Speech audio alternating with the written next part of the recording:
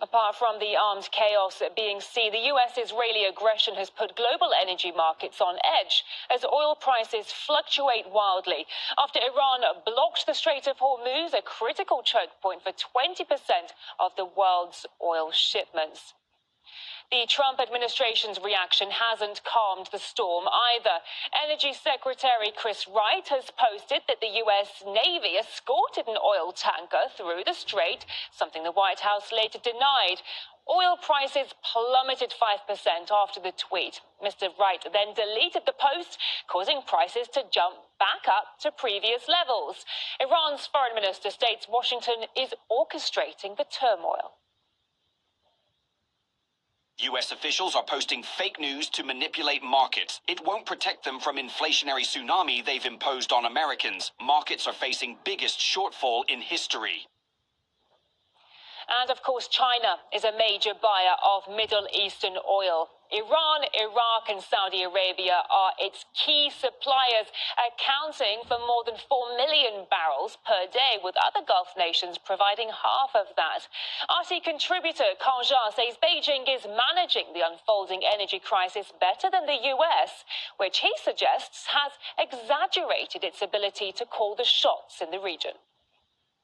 Right before the U.S. Energy Secretary made that tweet, somebody has taken a large short position on oil. And sure enough, after the U.S. Energy Secretary posted that tweet, the oil price started falling.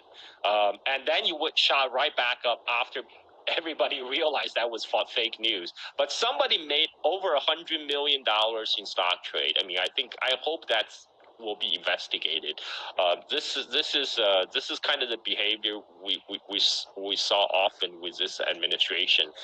There's some serious insider trading going on, and U.S. has shown that it has no ability to control the Strait of Hormuz. That is, Iran have fully possessed the capability to close down the Strait of Hormuz, and it is now remaining closed. So we have reports of Iranian Navy already laying mines in the strait. Even despite all the CENTCOM videos claiming that we're destroying the capability of Iranian Navy, well, Iran still has the capability to close down Strait of Hormuz, and no oil tanker owners will risk to have their ships getting blown up in a conflict like that. So this is a war that U.S. have entered in with minimum foresight and minimum planning.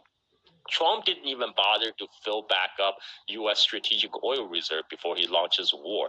The U.S. strategic reserve has been drawing down since the Biden administration in hope of calming down the markets and quelling inflation fears. But Trump didn't even bother to stockpile oil the way China has done in the last 4 years. And then they launched the war willy-nilly because they probably expect it will be a short operation.